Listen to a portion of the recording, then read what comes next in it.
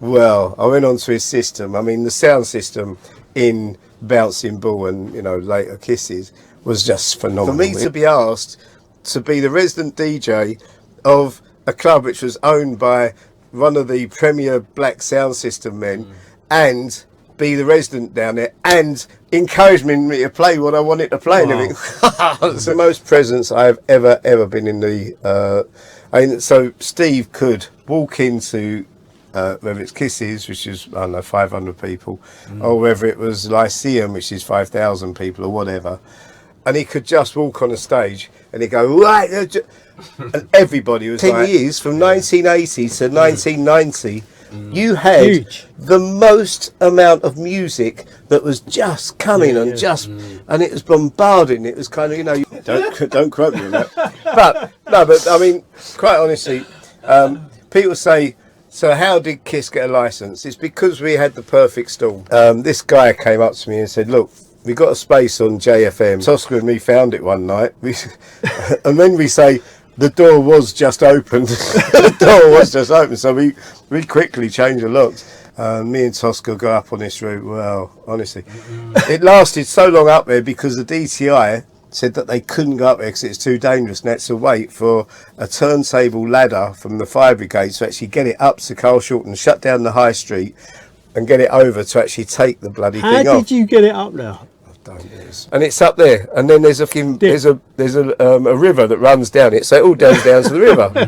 So if you're up at those two high points, you get whatever you can see. Radio rules from back in the war, which is where it all came from, really. I used to love watching Froggy mix. Froggy, yeah. Froggy, that man could just him, and I used to love watching Derek Boland play. Derek Boland and obviously Paul Trouble Anderson. It was all about my soul. It was all about the music of my soul. Well, with Gordon's given us a little kind of show around the studio, which looks absolutely incredible. Gordon, quickly tell me about this. I mean, there's signatures literally everywhere. Of fame, so right, we are ready to rock and roll. So lights, camera, action. On this week's show, we have two connoisseurs of funk, soul, and early hip hop. They literally live and breathe music. They're both from the same manor of southeast London and have known one another for many, many years. One set up the incredible pirate radio station, which brought us the underground music to our ears through legendary DJs like Norman J, Colin Dow, Judge Jules, Dave and Max, Colca, and many, many more. That station was called Kiss FM. We also have Hipstorian. He's a hipstorian. He's a hipstorian. I want a bigger hat. DJ and runs the wicked events called Poetic Funk. We have from Southeast London two diamond geezers, the highly talented, the mighty, the one and only Gordon Mack, MBE, and Frags in the back of the motherfunking world-class Ultra Cab. There's an intro. Gordon. No wonder you're out of breath. I need a break. Yeah. Let's go in for a cup of tea. Yeah, no, listen, it's an absolute honour to have you both in the cab, and this is like the hottest day of the year. I think it's going over 30 degrees, so we're going to be putting out one of the hottest interviews you've heard. You want to be on radio, don't you? But I cannot wait to chat history. You know, we're going to take this way back to the days before Kiss FM. We're going to talk about what it was like growing up in southeast London. But I'll tell you what, how do you actually know each other? Was it back from like Kiz's nightclub? Oh yeah. Can you remember? I'll be kind. So I was resident DJ down at Kiss's nightclub, which used to be a club called the Bouncing Ball. It was a reggae club, wasn't it? It used to be a reggae club, yeah. And I used to get my imports early. I used to work at a place in Peckham called Red Records. Yeah, so I used to work at Red Records every Thursday and Friday. Where was that in Peckham? It was right next to the archway. Right. Kind of right next, so you had the railway arch, and it was just on the corner there. And what kind of year was that? That was 1981, 80. Oh, wow, so that's kind of like early 80, doors. 81. That was early doors. Well, I started DJing when I was 12 in 1972. So. Is that when you first got on the Gregory's? Yeah. The old Gregory Pecks? Yep. That's when I first played my first. Well, I've done my first gig for a charity. It's for a church charity, and it was the DJ never turned up. It was Halloween, 1972, and so I mean, I can do that. I want to do that because I'd always wanted to be a DJ, and so the vicar and that, they found a couple of record decks and put it through the tannoy. And I went home, got my music, and my mum and dad got their music and brought it all down. And that was my first gig. Wow! So what kind of music was you, was you playing? Well, was it a lot of like early? See, I was the weird one at school. So I was the kind of white kid that liked black music. And back in the 80s, it was, you're a bit weird if you'd done that. Kind of all my mate, everybody else was into Alice Cooper, Led Zeppelin, Pink Floyd, Deep Purple, and so I was a bit kind of, I was the weird one, I was the one at the back wanting to smash their cassette players up and sort of play something different. And it's because I started DJing in 72, got my first disco equipment, and there's a shop called MCQ down the Walworth Road. In fact, it's still there. And Clyde and a guy called Barron, Clyde owned it. They used to take me shopping with them because I never went to school. I just went to the disco shop and I was rubbish. Kids, if you're listening, go to school. Don't turn out like me. And so I used to go down there every day, and then they used to take me to Contempo Records to go and buy records, and they'd buy all the albums, and I'd buy, kind of a 7-inch and stuff. And this was before 12 inches were first really came out, and then 12 inches came out, so you'd buy the occasional 12-inch and that. But I was, kind of, I'd do anything for money.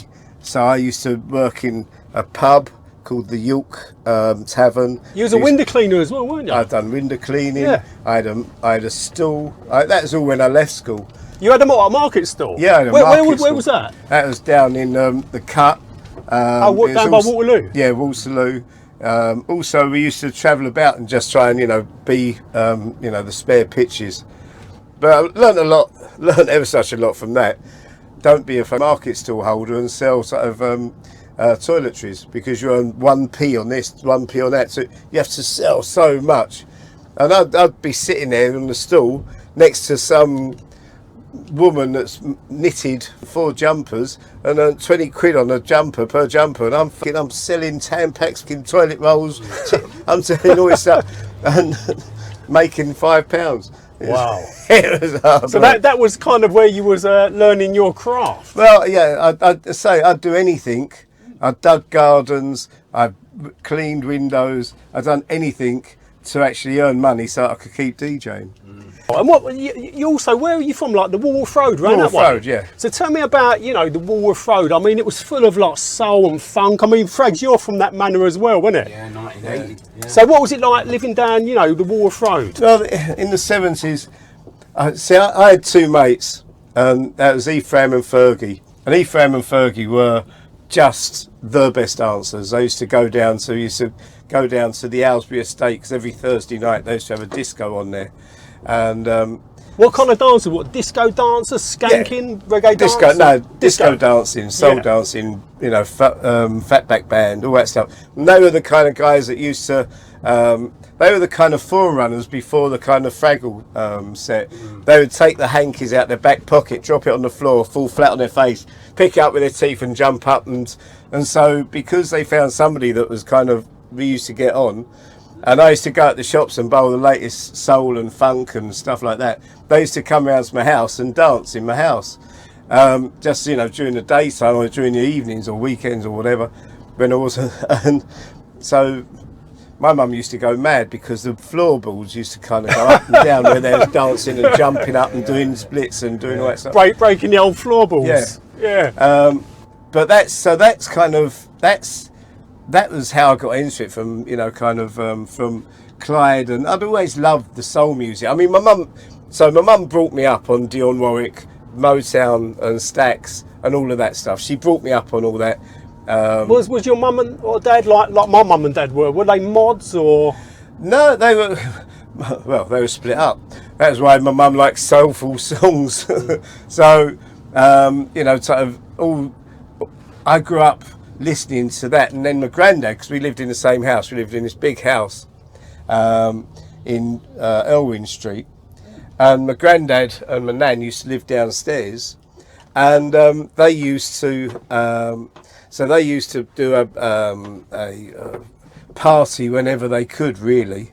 Because there was a lot of knees ups back then, wasn't there? Do you remember, Gordon? A lot of family parties. Yeah. And my granddad loved a knees up. He loved to party in the house. So at any opportunity, he'd get the gramophone, you know, all the records out, and we'd start to play. And so that's how I kind of grew up. That's how kind of it was. I mean, you know, but it was still very racist back then. It was, wasn't it? I was going to say it was like that when it first. Yeah, it was very divided, wasn't it? So I was a bit of an anomaly, really, because I loved all this. And then my cousin Mandy, who had a big influence on me, took me to my first disco in Butlins in Bognor Regis. I went there with my nan and aunt, and she snuck me out and took me into the disco, and it was like bright lights and, you know, all these flashing lights and loud music. And everyone done, and I was like, wow, I fell in love with discos or DJing.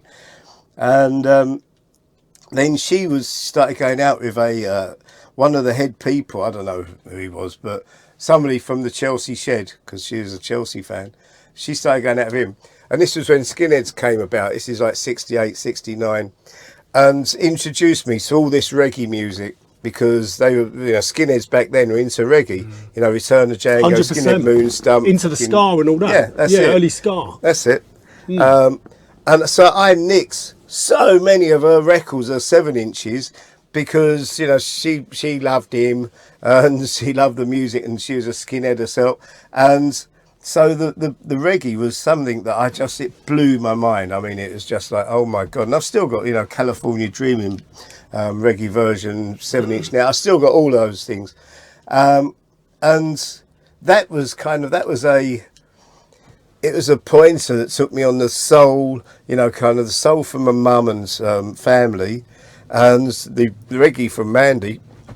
And I was sold at that point. And because of Clyde and the Baron, who used to run MCQ, they used to take me to kind of Contempo and that.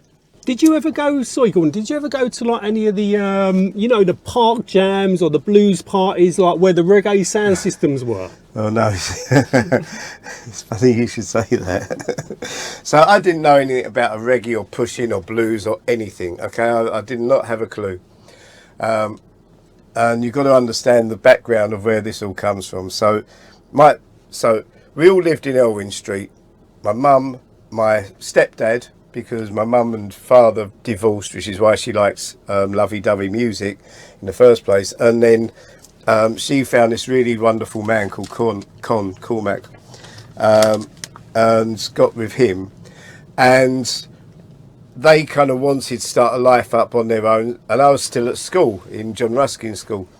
So when I was 9 years old, they moved up to Annerley, and they to live together, so they could actually kind of just got married. They wanted to live together, but I wanted to finish my school down in kind of Walworth Road at John Ruskin, so I stayed down there. Anyway, one Saturday afternoon, I decided to go and find them. Now, not that they moved and didn't tell me where they were. I don't think they wanted to get rid of me that bad, but they had moved, and so I got the address, and I sort of got me A to Z, and I actually cycled from Walworth Road up to Annerley, which is quite a cycle when you're 9 years old.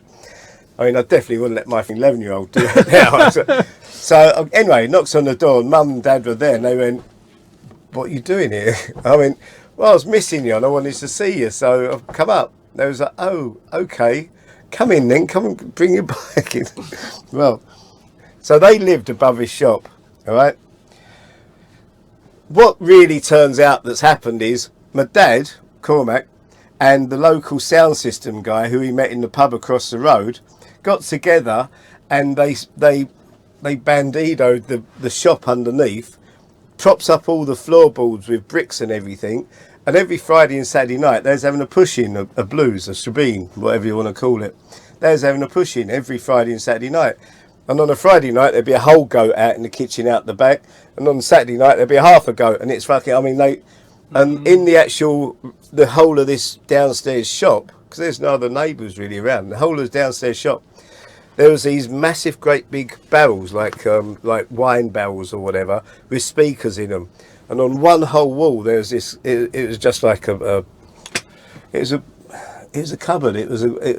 But it was speakers, and it was a sound system that the local. And there's one column with one deck on top with all these little lights on, and all these like knobs and buttons. And then there's the 7 inches and they was running a blues party every weekend, which I knew nothing about.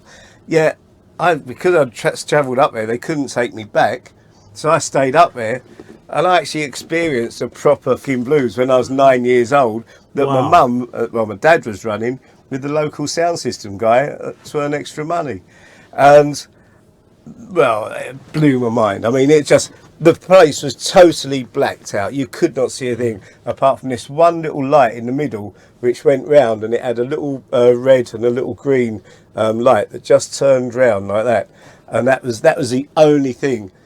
And Mum was like, well, you can't go down there after it starts properly. You can't.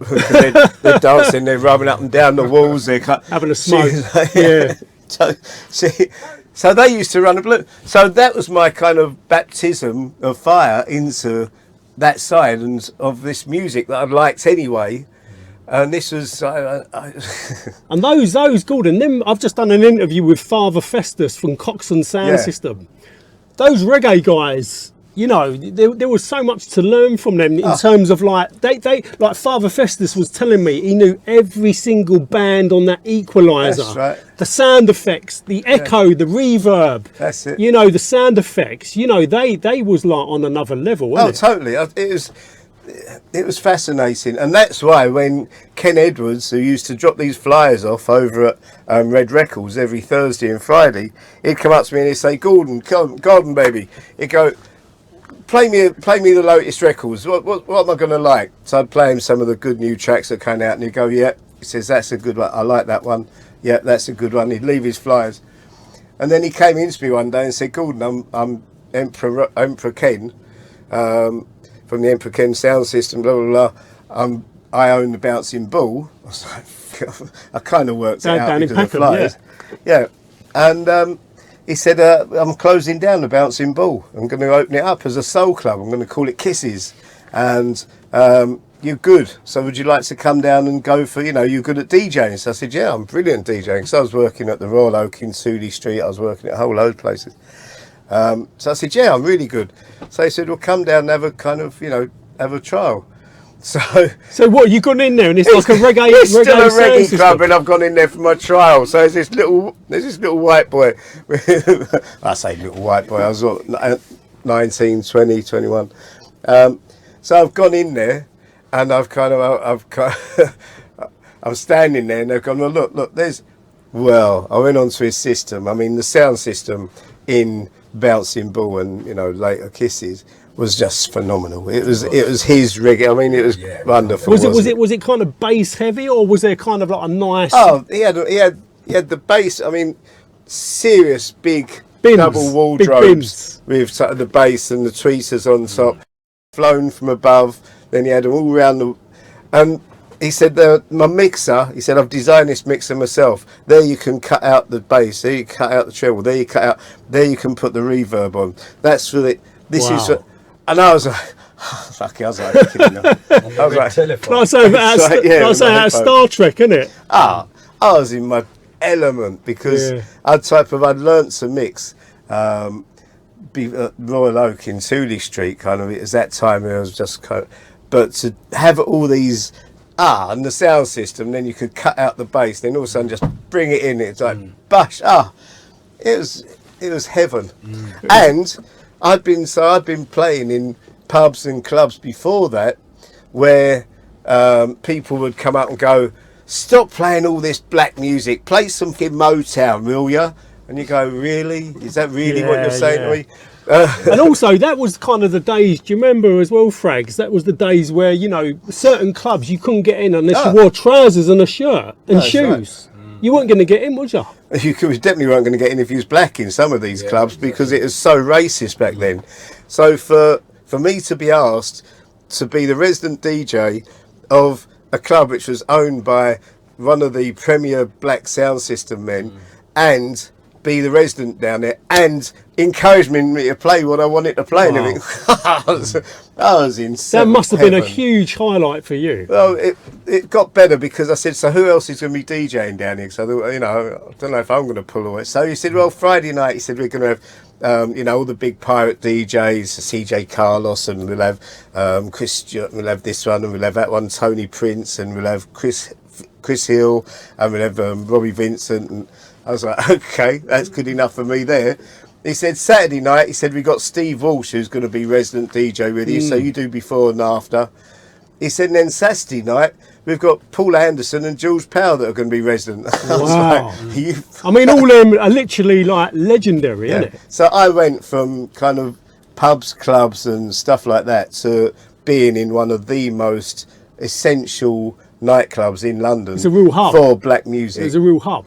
When did that, Gordon? When did that start? So Kisses? I started down there in 82. 82 at Kisses. Yeah, I was there from kind of 81, 82, and then 85 it finished. And what was Steve Walsh like? I mean, I used to listen to Steve Walsh on the radio when he was doing, he used to get the crowd literally like that man had the most presence I've ever been in the. So Steve could walk into whether it's Kisses, which is, I don't know, 500 people, or whether it was Lyceum, which is 5,000 people or whatever, and he could just walk on a stage and he'd go, right, and everybody was like, all right, Steve. Yes, he was just, he had the presence that was second to none. And he was good fun. I mean, he is a mad mofo. Did you have a big drink? Was it big drinking culture back then as well, wasn't it? Yeah, we drank a lot. Yeah. Pints of Stella Artois. Oh God, and rum and coke. Tenants or Tenant Super. Oh my God. Special brew, isn't it? Yeah. Special brew. But that was an exciting Thunderbird. time. Thunderbird. Devil's Drink. Yeah. White Lightning. Thunderbird, red label. But you must admit, Gordon, those early 80s was an incredible era. Well, and for music, the way it was kind of going as well. Well, if you look at, the 80s, that 10 years was so special for me. Right? It was special for me because I got Kisses in Peckham, first of all. As that finished, I started up Kiss FM with George Power, Tosca and the engineer. And so we kind of, that whole 10 years. But it wasn't just that. It was, if you look at the music, so it started off with disco in the early part of it. So it was disco and jazz funk and kind of, so that was late 70s, 80s, early 80s. It started off with disco and jazz funk and kind of all that kind of stuff and soul and there's a bit of a blink. But then there was stuff that came over from America, which was the soul stuff and the R&B. And in that 10 years, you had soul, R&B, hip hop, rap, go-go. You had rare groove. You had electro. Hip house. And then you had house, and then within that 10 years you had rave, Balearic, and all the rest of that kind of house music. And then suddenly you got trip hop and jungle and drum and bass after all that. In 10 years, in that 10 years, from 1980 to 1990, you had the most amount of music that was just coming and it was bombarding. It was kind of, you had amazing R&B stuff from the States. You had then you had house music, then you had, rare groove and all these revival stuff, and you had all the hip hop stuff, and you had the electro, and it was mind blowing, wasn't it? It was the best 10 years. I think personally, it was the best 10 years. There's loads of great bits over before and after, but that 10 years was the most, and so to live through that and to be the one that kind of was resident at Kisses, and then I set up Kiss FM with the other guys and with the team of people we put around us. It just blew the whole thing apart. And I'll tell you what as well is an important thing I want to throw in is early 80s, you said, Gordon, London was very divided. It was extremely divided. It was divided into reggae and soul. You can talk more about that, but you had reggae boys and you had soul boys. Yeah. Oil and water. And they were fight. Exactly. It's ridiculous, really. But in terms of the way the music was going, what it was doing was beginning towards the end of the 80s was beginning to really unify people together, especially through like the early house music scene. You'd get like the football hooligans, and all them lot dancing with like dreads and like hippies because they'd be under the influence of whatever. No, that's right. I mean, one of the best things that ever happened, right? Don't quote me on that. But I mean, quite honestly, people say, so how did Kiss get a license? It's because we had the perfect storm. We had 5 years of being on Pirate, where we were the voice of young London, radical radio. We were kind of, we'd pitched ourselves into that kind of anti-establishment. We're pirates, blah, blah, blah, all that crap. Then we had house music, and we had the top DJs on the station that all picked up house music. Even Norman Jay from his Rare Groove, he ended up being a house DJ and playing all the sort of High on Hope and stuff like that.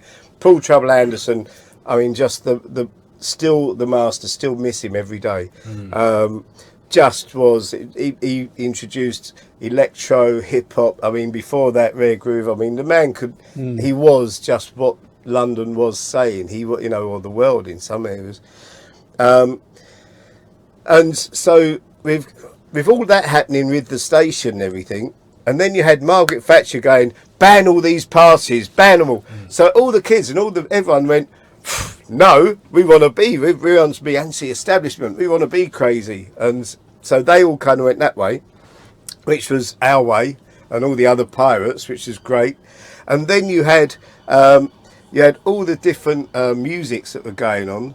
And then somebody introduced ecstasy into it all, and everyone went, and we love each other. And the biggest bit of research I ever done was that the biggest thing that happened was that white people could dance to house music. White people couldn't dance to anything below 100 beats per minute, and then house music came along. Last time that white people was able to dance was to disco, because it's 120 beats per minute and it was all fast. And then house music came along, it was 120 plus beats a minute. All of a sudden, with ecstasy, they could all dance again. So it become a national everybody. It wasn't just the black music lovers, it wasn't just this, it wasn't just that. House music really did unify everyone together, especially in the late 80s. It was incredible. I mean, I remember going to some of them early raves and early clubs, and it was just like, it was a different experience altogether. Yeah, I mean, it really was.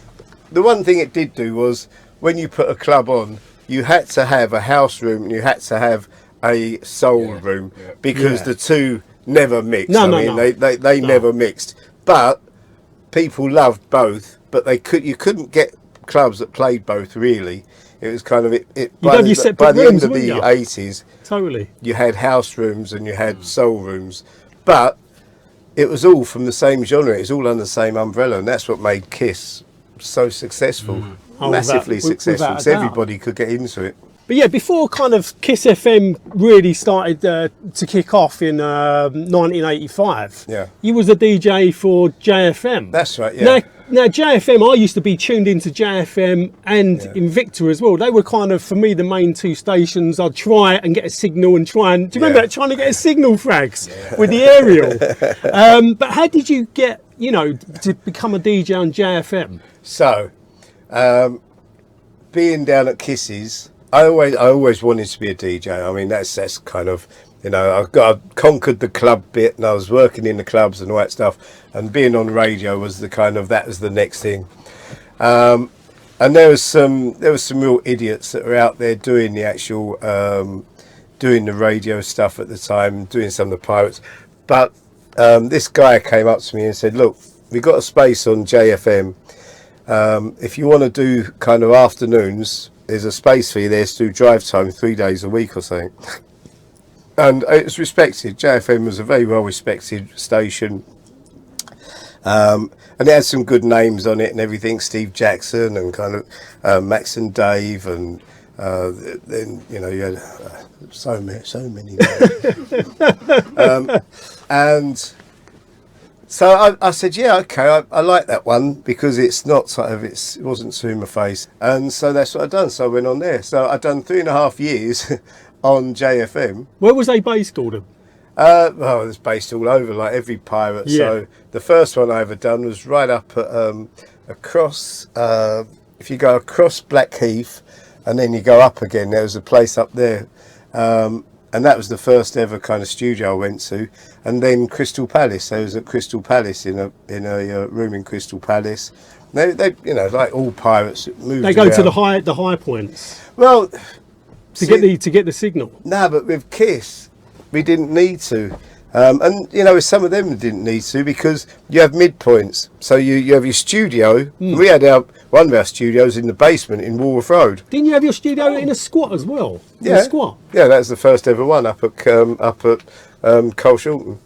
Who was that? You and? Well, that was our first ever studio. So Tosca and me found it one night. And then we say, the door was just opened. The door was just open, so we quickly changed the locks, and we went in. We had a squat up in there. And what? Then you moved in your equipment, like the turntables and changed the locks. Moved in the two record decks, the mixer and the tuner, a couple of speakers, microphone, mic stand, chair, and a pasting table, which actually saw better days. There was one Christmas when this pasting table, because we used to move it around wherever we went, we always used to take the pasting table with us. And there was one Christmas where the pasting table was like that. It lost all its stability. And DJs were like, because they were putting records on it. It was all, but yeah. So anyway, so I done JFM for 3.5 years or so, which took me up to about kind of 1980, beginning of 1985.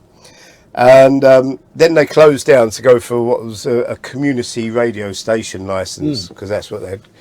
And the guy that ran it said to me, Gordon, he said, if you get a chance to go on another pirate, go on it. We're closing down because we want to become a legal station, and you probably wouldn't get a spot on the legal station. Now, I've just done 3.5 years doing drive time for it. Because you don't speak that well, your R's and W's, and you need a bit of speech therapy. I thought you banker.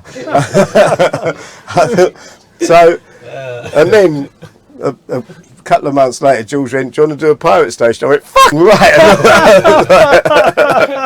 Brilliant. So we've done that and ripped the arse out of all of them, fucked them all up. That was incredible. And the pirate stations, were so important because they had a real kind of community feel to them. Yeah. You'd get involved with like promoting all like the local like nightclubs. Yeah. And there was a need for them. They was like the pirates were like the voice of the people, because the commercial stations were not playing the music that we wanted to hear. Well, so right. we'd go to the pirates like Kiss, LWR, Invicta, right. JFM, because we wanted to listen to like the decent music that no one else would play. That's right. And it's all about, kind of need,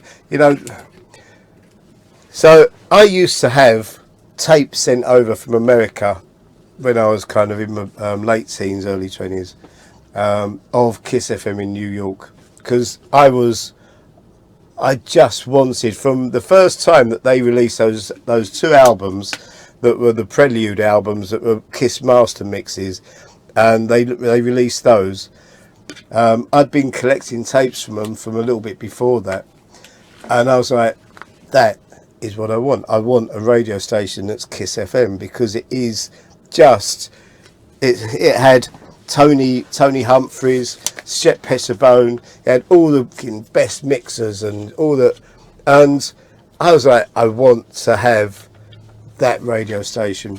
So when Kisses closed down in 85, and George said to me, "Do you want to do a pirate station?" I was like, "George, yeah, I do. I want to. I kind of put me all into this." So between George and Tosca, myself and the engineer, we set up the station. They only lasted in it for about a year because it kept getting busted. Once we had a 6-week run, when we came on, we had a 6-week run, which was amazing because there was no other pirates on because they all turned off to go for these legal licenses. So we came on, went with this DJ lineup and everything, and smashed it. When we did get busted, we started getting busted heavily because the DCI had the at that point. But we had I think it was a couple of months it was kind of totally on all the time because they couldn't take us off because our transmitter was up at Charlton, up the road, on this rickety old house. He was an old CB anorak guy, and he went, "Yeah, go on, put it up on the roof, and if you want, if you can get it up there, put it up there." So so basically, it looked like a CB aerial because I used to have one of them as well. They were massive, the old mag. Yeah, no. This was a proper pirate aerial, but they couldn't. So was there a big difference between the pirate aerial and the normal CB one's just a twig, and it's just a great big twig, whereas a pirate one is a scaffolding pole with a kind of a H or whatever on it.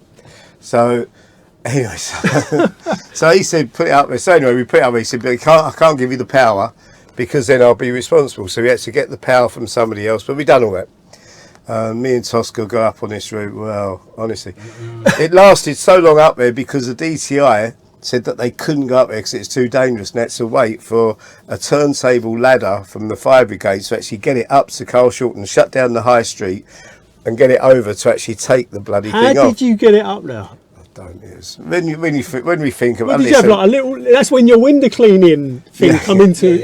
I didn't have any fear for heights. I mean, oh really? Up at Crystal Palace on those 4 or 5 story buildings, me and Tosca walked across them over the chimney pots. I mean, this is like 200-foot drop. I mean, ridiculous. But you've done it for the love of music. Well, Gordon, you're still here now. Yeah, you're still here now. Quite amazing. Tell.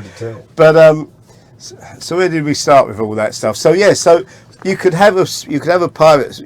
We could have a pirate station in the basement, as long as we could get a wire up to the roof to send a microwave link, because we had this microwave link, and that bounced off of everything. Piers, who was our engineer, he was brilliant. And then we had Martin and Lawrence, and they had these microwave links that bounced everywhere. So we'd have that going from the studio, points into a midpoint, which would be a tall block of flats in Kennington or anywhere, and then that would go from there up to either Crystal Palace or up to Swiss Cottage, because that's the highest 2 points in London with tower blocks. And that's how we used to transmit it all. Wow. And what was the furthest people, do you know what the furthest, because I used to, when I moved to Kent, Welling in Kent, I could pick up KISS there, so it must have had quite a reach. Yeah, no, but the beauty of London is where it's a valley, so you've got Crystal Palace and all that along the south side, and then and Crystal Palace, Backheath, you've got all that along the south side, and then along the north side you've got Alexandra Palace, Swiss Cottage, and all that, and it's up there. And then there's a river that runs down it, so it all goes down to the river. So if you're up at those 2 high points, you get whatever you can see. You kind of, and we used to have 200 watt transmitters, and that carried on for about a year. And then George and Tosca and Piers wanted to leave, so I bought them all out. And which totally skinny me. I owned the whole station, but I had no money to buy a transmitter. And so what I'd done was I sold 45% to the DJs, to like Norman J, Joey J, Dean Savon, Jonathan Moore, Trevor Nelson, Tim Westwood, a whole load of 9 DJs, sold 5% to each of them for £200 each. Now £200 each for 1986 or whatever, 200 quid was still quite a bit of dough. But they done that and they invested in it, and all of a sudden it just made the whole world of difference, because I had 9 transmitters, and we went down to just doing weekends. So 9 transmitters meant 9 weekends, meant that kind of we could fucking get on with enough money to get the next transmitters. And I had 9 powerful black books of contacts and people that people loved. So Norman J, Colin Dow, yeah, all these people. So many legends. Yeah, Lindsay Wesker and we had. So there was kind of me, there's the shareholders, and then there's all the other DJs. And so between us all, we had such a powerful set and such a lot of great brains. And they were just the pride of London, you know, sort of, you know, Judge Jules, Jazzy B. I mean, anyway, it goes on and on. There's such a lot of wonderful people. And I'll tell you what, the pirate radio's done as well to some of the DJs. It kind of give them huge exposure. So some of them DJs on those pirates really kind of blew up and become absolutely massive. Oh yeah, massive. no, listen. If it wasn't for the pirate radio scene, then there would have been so much music that just was never ever heard by anyone. Because, you know, as somebody said to me, because I was really into radio, so I really wanted to have a Kiss FM. And somebody that came over from America that I was talking to went, this is a monopoly. You've got Capital Radio and you've got LBC that have got the only two radio stations, commercial radio stations, in the whole of a 12 million people community, you know, metropolis. And in America, you'd have 700 station service in that. Whereas here, and it was just a monopoly. They had an absolute monopoly on it all. And my whole thing was to break that monopoly, to break it down so that we could kind of, you know, so that people could. And that's what the pirates done. You know, I wasn't the first pirate on air. There's a load more before me. I just carried the baton and sort of. And also another important point with the pirate radio as well, you could kind of pretty much play whatever you wanted. So there wasn't really kind of regulation. So if a track had a swear word in it or whatever, you know, you could play that. You did you still have to be a bit careful? But I didn't. We had.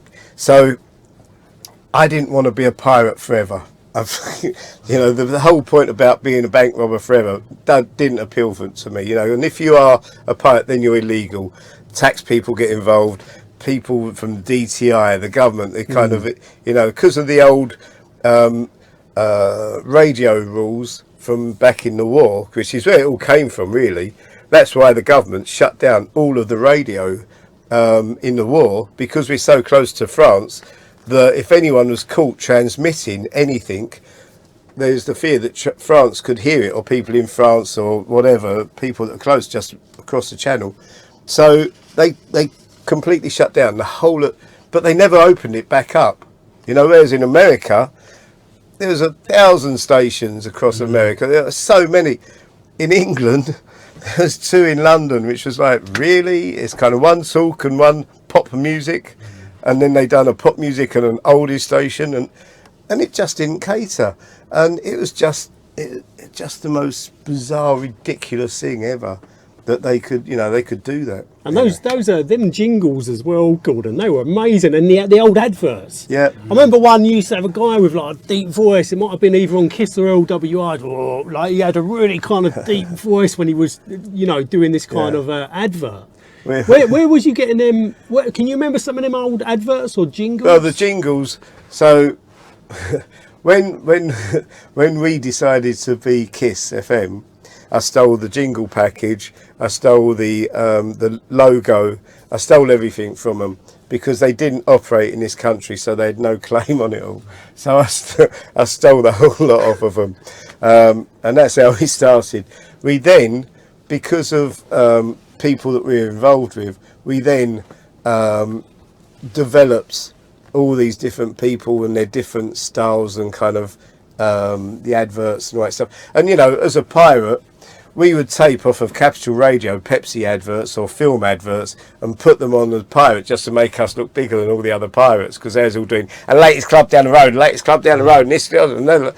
And we'd have a Pepsi Cola advert on and stuff like that. So we used to pirate. If you're a pirate, you're a pirate. Pirate everything. You just have to pirate the whole lot. Did the station over in New York? Did they ever get in touch with you or? No. I mean, we got in touch when I went over there once. Was they actually a pirate in New York as well? No, they were legal. Everyone's legal in New York. I mean, it's just a different world. They had a different system. Me off. That pirate thing kind of happened here, didn't it? Yeah. Going back to the old Carolina, because it was the old ships, wasn't it? That's right. That's the way it all started. Yeah. Because you know, and this all goes back to because the airwaves in this country were so strangled by the government that wouldn't want to move forward and all that stuff, that they just strangled the whole lot. Try and shut it all down. Yep. Going back to the old days of like, you know, rap before we was calling it hip hop. Because Yeah. the term hip hop, we called it like, because you remember you went into a record shop, you'd either have like, you'd have your rap section and you'd have like your electro or electro funk section. It was only later on, probably around 83, possibly 84, that it was sort of in a hip hop section. Was there any like early rap or early electro tunes that you loved? Oh God, I loved There must it. be so many. I was there at the beginning of it all, so I bought into it from a very early age. I mean, you know, working with Paul and working down at Kisses, where we used to have breakdancing competitions. Did you? And, yeah, no, I mean, it was one of the places for all the street dancers to come. And we'd have loads and loads of, on a Sunday, we'd have loads and loads of different competitions and some would be breaking, some would be popping, some would be kind of, didn't really have that much kind of breaking, but kind of people tried. And, and boogie dancing and the kind of, you know, we had the best boogie dancers. You know, we had the Browns from the Pasadenas, they were always down there. We had people like Fraggle, and I mean, it's just like, all the real dancers, you know, they used to follow Paul Anson because he was one of the best dancers that you'll ever find. And so to have all of that down there, you know, I was into from when electro first came in, you know. What were some of the first electro you was in, like Planet Rock and Perfect Beat? Yeah, that was when it became formalised. But electro before that was kind of. In fact, I played one on my show the other day. You had Yellow Magic Orchestra. You had, you know, kind of that, which was a bit German sort of based feel, but kind of you had a lot of that. Yuki Soto, whatever his name is. That's the one, yeah. Used to play that, and then, you know, kind of once Planet Rock and you know, Africa Bambaataa.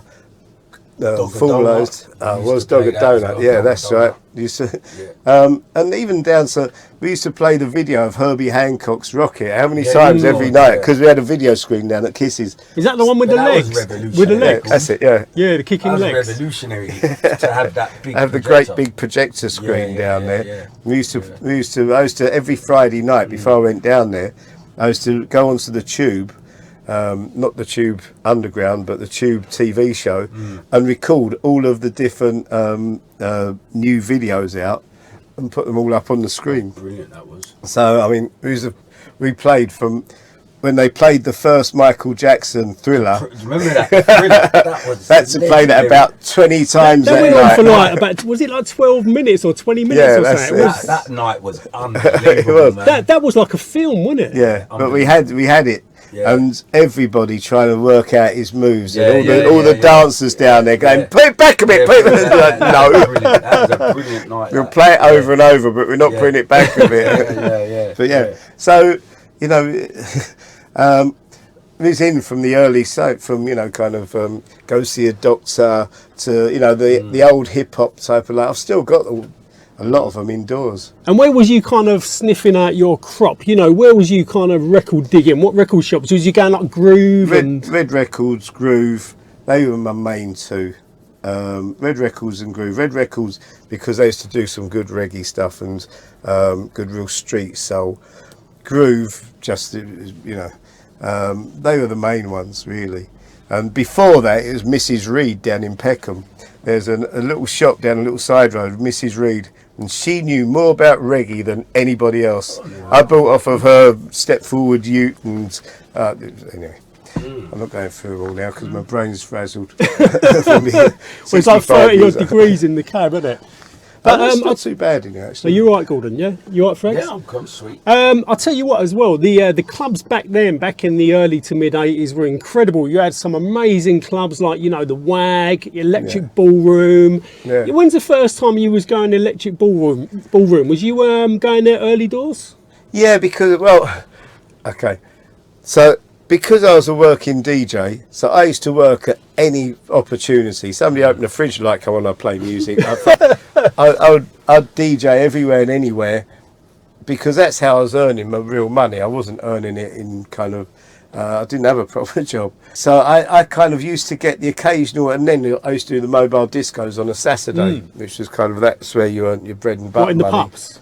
No, weddings, you know, kind of. Oh, you've done the weddings? I've done weddings, funerals, baptism. I mean, I've done. So, Gordon, did you get on the microphone back then? Yeah. You done all that? Yeah. Yeah. The first ever gig I'd done, which was when I was 12, it took me all night to kind of go up to the microphone and go, and the next record's going to be just for blah, blah, blah, blah, blah.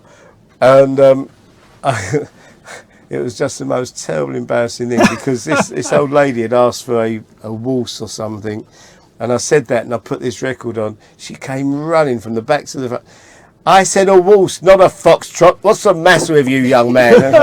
But yeah, no, I used to do all of the type of talking. Now I just do more mixing, and so I still do a bit of talking. Still talk a bit. Well, that's rubbish. what makes especially the radio stations great, is the chatting, the talking, and getting a real kind of feel for and getting the community involved as well. But going back to like Electric Ballroom, what did you think of it? You must have loved it. Yeah, it was brilliant. The jazz room upstairs with Paul. Was it just, incredible? Yeah, it was earthy. It was great. I mean, it was massive as well. It was wonderful. So, you know, because I was there and knew George and knew Paul, I was kind of, you know, so you kind of go up on the stage, look down, and you go down and go up and see Paul Murphy, and it was wicked times, wicked times. But you know, there's loads and loads of clubs, but I never got to, you know, like I wasn't a regular Flicks, or I wasn't a regular Electric. I used to DJ there occasionally, but I wasn't a regular at any of these places. I used to go there just to see. It was like Crackers. I went Crackers once. Everyone will tell you they was at Crackers every week. Like fuck were they? Yeah. Everyone says, "Oh yeah, I was there." I went there once because I was working. I was at school, and I was working doing other jobs. But I used to go around and see all these things and see what's going on. I used to have a network of DJs which used to meet in the shops.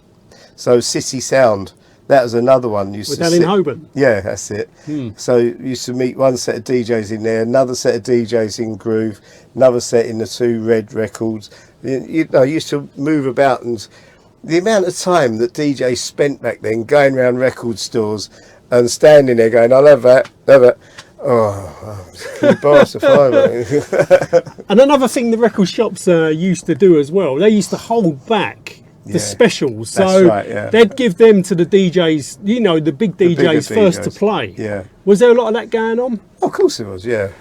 Yeah, and you have to work your way up and get yourself to, you know, kind of important bit. And also they'd hold back a whole set for you. So when you go in there, rather than have to play them all again, they'd just go, "Look, there's that lot for you. What's your?" And I go, yep. What's that like? And you know, you kind of see that, Gordon. That was like another community as well, wasn't it? Within the record shops. I mean, it's a huge community. The record shop buying thing. It's and record fairs. My God, the amount of wasted life I spent in record shops and record fairs. Have you still got all your records? I've just sold about 7,000 of my 12 inches because I just.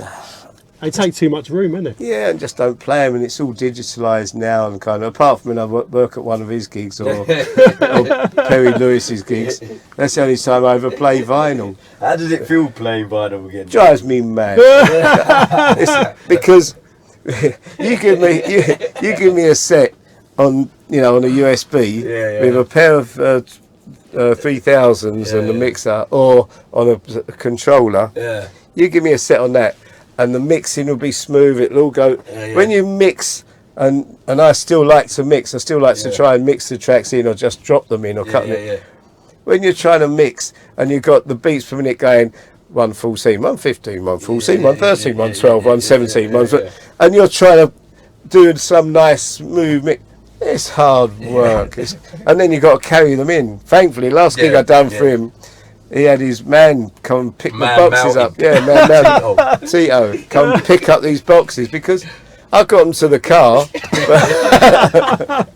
Ridiculous. He had one arm longer than the other. But his set was it was unbelievable. Was it, Frags? Yeah, it's wicked. Unbelievable. Like, for me anyway, like I said, Gordon, different level, mate. I'll tell you what though, Gordon, and Frags as well, like, being a mixer and mixing those early records was an art form in itself. And the reason I say that is a lot of them records in, say, in the 70s especially, were like live percussions in the studio, so they could actually be slightly out of time. They would go, you try and mix Let No Man Put Us Under, that goes from 119 up to 126, down to 120.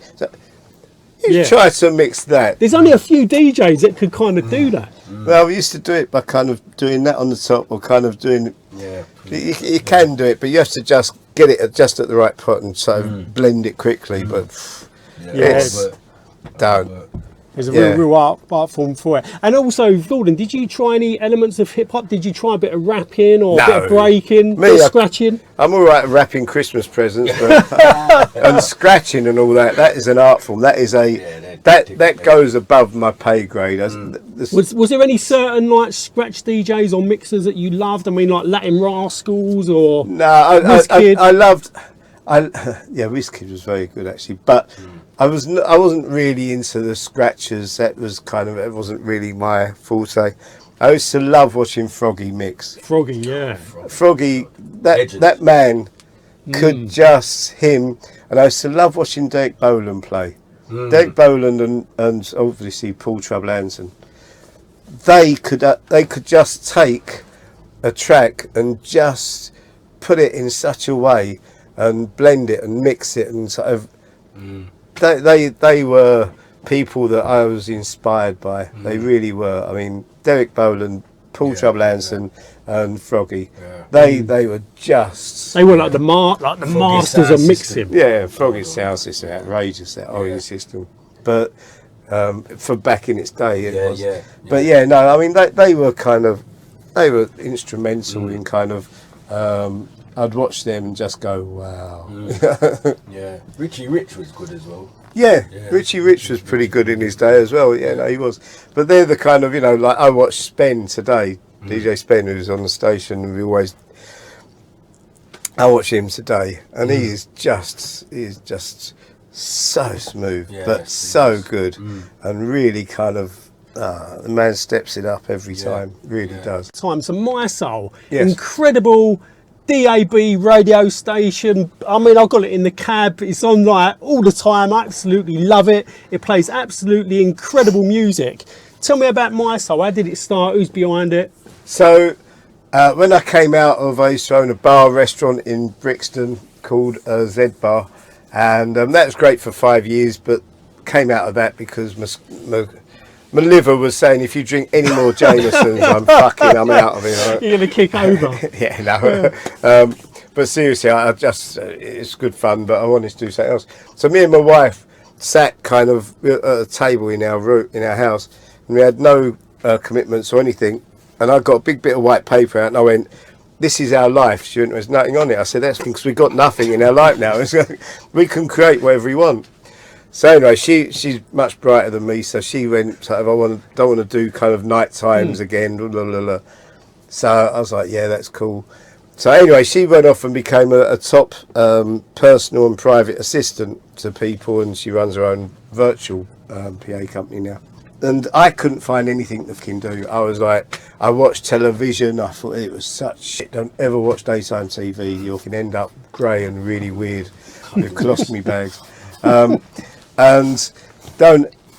Then I listened to the radio. Now, you've got to think, this is going back 15, 16 years or so. And there was just nothing on the radio that was of any interest. All the big major radio stations were just playing commercialised shit.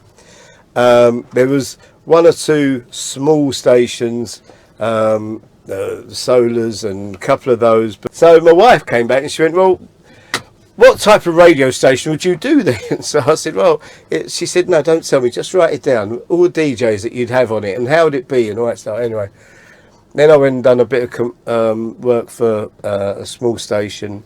just to kind of, and I got back into DAB and the technology side of it, because it had changed so much from when I left KISS.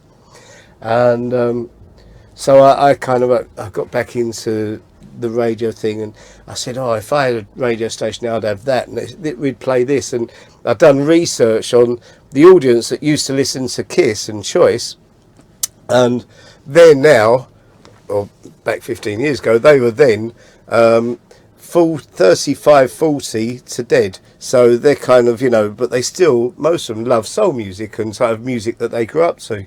And some of them were still alive, and some of them were still living in London, and some of them weren't in prison, and some of them, kind of. So I went, this is how it'd be, this is who it'd be, this is. So she said, well, have you talked to any of them? So I said, well, I can't find any of them on the fucking radio. None of them are on the radio. So she went, what? So I went, well, Greg Edwards isn't on at the moment, Jazzy B's not on, Brandon Block's not on, and blah, blah, blah, blah, blah, blah, blah, blah, blah, blah. And all the time old regulars, Lindsay Wesker, and so she said, well, phone all. So I did. So I phoned them all up and went, look, if I put a radio station together, do you fancy doing it? It's kind of, it'd be like a post generation station for the KISS generation, something like that. And everyone went, well, yeah, I'm not doing, I haven't got any, not DJing on the radio.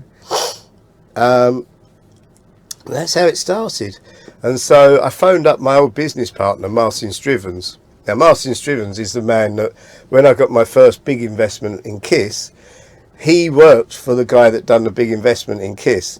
And he was his financial director, HR and financial director. And then he came to work with me at KISS because he enjoyed working with me so much more like Mark, than doing what he was doing.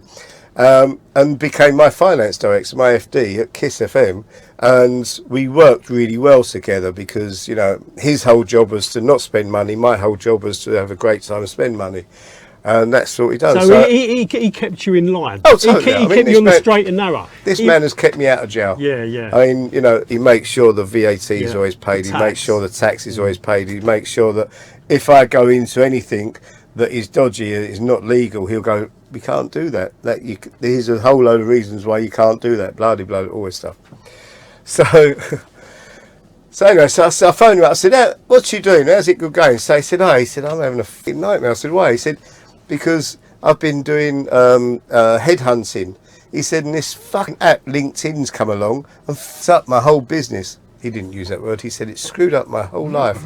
And so I said, well, do you fancy doing something with me? So he said, not really. He said, I don't know that. So anyway, so I said, look, I've got a proposal. Come and... So we sat down and we went through kind of where this audience that used to listen to KISS and Choice and all that, where they used to be and how old they are now and their social demographic, because they're all ABC ones. They've all got money. They've all paid off. They got rid of most of their kids, or their kids have grown up. They've got money from inheritance or money that they've been working all those years. And so, a 45-year-old person that back then used to have a bottle of water and a fucking E, now they've got their car, their house, they're kind of, and their social demographic is much better. And I'd done a whole survey on the amount of events that had 35 to 65-year-old people going to them. And there was more and more, and it was just growing and growing and growing. And it was kind of, we've got to fucking capitalise. We've got to come in and be the top of this market. He read through it all and went through all the figures and went through everything and went, funny, you're right. This is better than trying to fuck those people in, headhunting. So he came in with me. So we spent 4.5 years raising £1.5 million to get it on to DAB, and we came on as an internet station first of all, and just done that. And I got all my DJs together, from Brandon Block, Ricky Morrison to DJ Spen to, oh goodness me, so many. Yeah, so many great DJs. Ronnie Harrell, George Kay. It just, the list goes on. Yeah, and I just put together, Jumping Jack Frost, one of my favourite from people in the world, and back before he passed, Paul Anderson, Dr. Psycho, all these sort of, got them all together, Mastermind, and I can't. Judge Jules is too. Yeah, so Judge many. Jules. I Yeah. mean, it's kind of. It really is. It's kind I of. mean, it's a massive, huge list of talent. It's 68 different DJs on main time. and then Lorraine there's as well, another with 20 odd. Lorraine and Lorraine and Janice and Janice, Lorraine, yeah. So I put this all together and kind of built it, and then we got the funding. We finally got the funding. A guy called Brian Power was one of the first. Well, he wasn't the first, but one of the big main investors. So we got all that together, and we launched it. And then 10 years ago, in fact, we got our big party. that's in Soho, isn't it? I'm I'm going to try and go to that. It's on not. yeah. You're not. It's totally sold You're out. joking. It's sold out. Seriously, we sold out in 48 hours because we've got a mailing list of 60,000 that are kind of, and we offered it to them first of all, and we sold the whole place out. It's Oh wow! I wanted to go. Well, Gordon, if you want to lift up there, wink, wink, nudge, nudge, nudge. I may take you up on that. I'll take your car. Drive up and start. I was going to say, are we on the clock here? Seriously. There's already £100 on the meter. But no, so we set it up, and with all the kind of all the love and all the kind of insight into kind of where we all come from, and everyone's a lot older now, so they get it. And as soon as Ronnie finished on One Extra, I was in there, got Ronnie, so he's the head of music, does all the music side, Ronnie Harrell. He's great. Big up to Ronnie. I know he loves the Black Cabs as well. Big up Ronnie. That's right. No, he does. So that's how it all started, and it's been going now 10 years on DAB, 15 years we've been around. And how did you come up with the name My Soul? Because it's not MY Soul, is it? No. Is that a bit? It was a beta testing name. It really was just a kind of. It was a what do you call it when you just have a name just to test something out, just to try it out, and it was all about my soul. It was all about the music of my soul, and that was kind of what it was about. If anyone said to me, what's this say about my soul, my music, my kind of feeling, this is what we play on there, covers everything from Ramsey and Fenn with the type of the garage to Keith Lawrence and Natty B with the reggae, to June Furlong with the reggae, to D Nice, who used to be part of Rampage, and so it's the full spectrum. Yeah, it's the full spectrum of us and kind of what I love, and so that was the basis of it, and that was why it was called My Soul. And how can you tune in? What's the DAB frequency? Well, it's just my soul, MISOUL. So if you go to Spotify or whatever, just say play My Soul, and it comes up. If you go onto Google, what's it called, Alexa, yeah, you just say Alexa, My Soul. enable the skill, play My Soul Radio, and it'll come up. If not, you have to say Me Soul, or play My Soul via tune in radio. And how do you feel nowadays? Now it's gone legal, you must feel like you're not on the run anymore, like a pirate. Yeah, listen, a bit more relaxed. I've never had so much fun in all my life. I've never enjoyed myself so much. I enjoy my DJing now more than ever. I enjoy the whole essence of it. I mean, my wife is the happiest woman in the world because I come to work. I'm here with 65 of my mates talking about music and playing records and doing the industry that I love, which is the advertising industry. Because radio is really about advertising. It's not about music. That's just the actual bait to catch the punters. The actual thing is about advertising and getting adverts in and doing events and doing things that kind of get money out of that pocket. To support the station. Yeah. And that's that's what I do, and that's what I do all day, every day. It's kind of. And it goes back to the old market trading days, doesn't it, Franks? Exactly.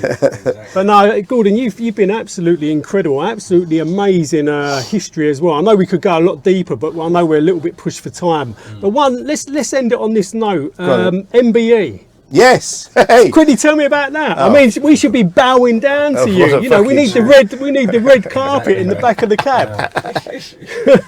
Kiss the ring. No. How did that come about, the MBE? it got. You never know. I mean, that's the thing about it. You know, kind of. I know that. Did someone put you forward for it? Yeah, people put you forward for that. You know, they have committees, bowler councils, different people bring up different people, and sort of my name had been bantered around for some time. And yeah, I was. That's what I'd done. That's Brian Powell. Yeah. He nicked my room, he did. Well, anyone watching, we're actually outside the My Soul Studios, and in a minute, actually, we're going to go inside and have a very, very quick look around because Gordon's a busy man. But all I can say is, Gordon, I'll take my hat off to you. I salute you for what you've done. Thank you, sir. You know what you've brought to the airwaves. You're one of the key figures, you know, that have brought sunshine into our life through the music that you play and all your DJs play as well. You're an absolute star. Oh, that's really kind You're a real of you. star. Thank you very much. And also, I'd like to give a big shout out to my main man, Frags, Poetic Funk in the back. Where can people follow you as well, Frags, for your events? Basically, just Facebook page, Poetic Funk, and on Instagram, Poetic Funk. And anyone watching this, get to one of Frag's events because they are special as well. You know, Frag's events, Poetic Funk, are absolutely amazing. He's turned into such a stylish guy from when. Very stylish. No, you was, but you was like Fraggle when you was out with your hair and everything else. And he was just one of the one of the best dancers going, and used to be part of the kind of the elite in the Kisses and in all the clubs. So that's because of Gordon, because for me, as I say, I always say, Gordon is my Graceland, because basically, on a DJ level, it's my favourite DJ. Basically, that's how I became a DJ. I was a second year in school, 1982, and that's when I first come Kisses, and that was it, man. You never look back. Second year in school. Yeah, got kicked out. Couple of years, kicked out 2 years later. Yeah, because of Gordon. One thing I want to kind of end this on, I mean, we could give shout outs, we'd be here all day giving everyone a shout out, but a big shout out to you all.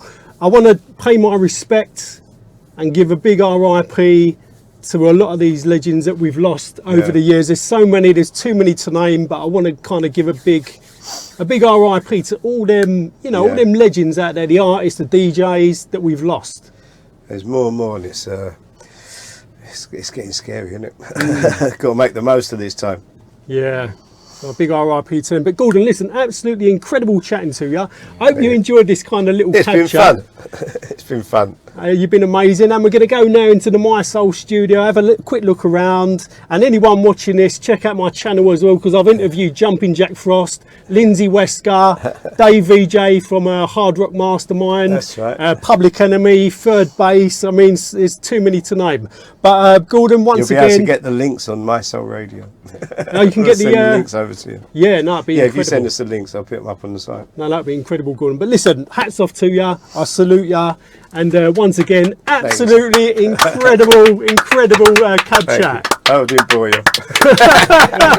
Yeah, Gordon's giving us a little kind of show around the studio, which looks absolutely incredible. Gordon, quickly tell me about this. I mean, there's signatures literally everywhere. Wall of Fame. So you've got Shalimar up there. You've got Lennox Lewis up there. Oh, look what Lennox has been down. Yeah, Lennox is down there. He's got such big fists, that boy. We don't have to stand up high to get up there. Lyndon C, all DJs. So there's loads and loads of different artists that have all been in here. Eddie Grant's up here somewhere. Eddie Grant. Shalimar. Oh, goodness me. Wow. Too many of them. Too many to name. And this is one of your studios through there? So Studio One, first of all.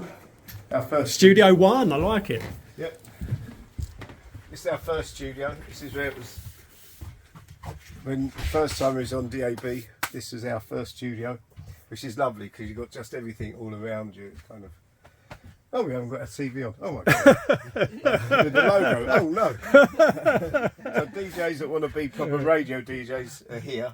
Yeah. And DJs that still think they're in a club, they're here. Over there, yes, they can do like the scratching and the old, all so that. They give it all that. Now wheels of steel. Wow. That's Studio One, Studio Two, production studio. How many studios you got? Three. Three, right. So Studio 2, this is production and just making jingles, making adverts, and mixing for DJs that want to just come in and do mixes and stuff. But it can go live as well, so they can all go live. And because we've got My House, My Soul, and My Grooves, so we've got 3 stations, so we can have them all live if we want it.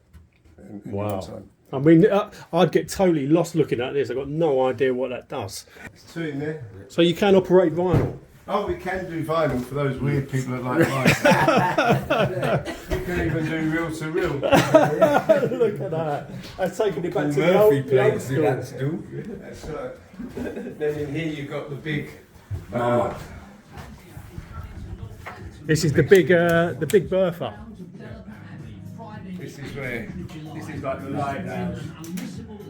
Like the lighthouse studio. You've got all the lighting, you've got the green screen, you've got the 4 decks, 2 CDs, 4 CDs, 12 10s, 12 10s, the V10, series, You can really pump it up in here. Oh no, you can go crazy. That's that. Then you've got the. Is my soul.